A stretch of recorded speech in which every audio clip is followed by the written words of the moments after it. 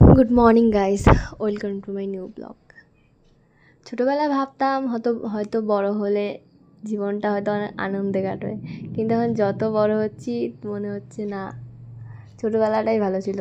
ছোটোবেলায় উঠতাম, ঘুম থেকে উঠে বই পড়তে বসতাম, সেই তারপর স্কুল যেতাম, ওটাই ভালো ছিল।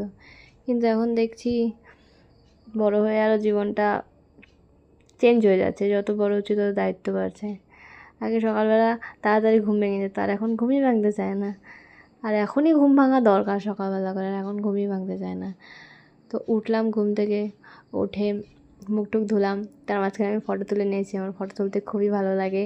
তো ফটো তুললাম কতগুলো, তোলার পর সেই ফটোগুলো আমি ফেসবুকে পোস্টও করেছি। পোস্ট করার পর মুখ টুক ধুলাম, ধোয়ার পর আমি টিউশন পড়াই বাড়িতে, তো টিউশন পড়তে আসলো। ওর নাম হচ্ছে দদন, ওর ভালো নাম হচ্ছে বর্ণিতা।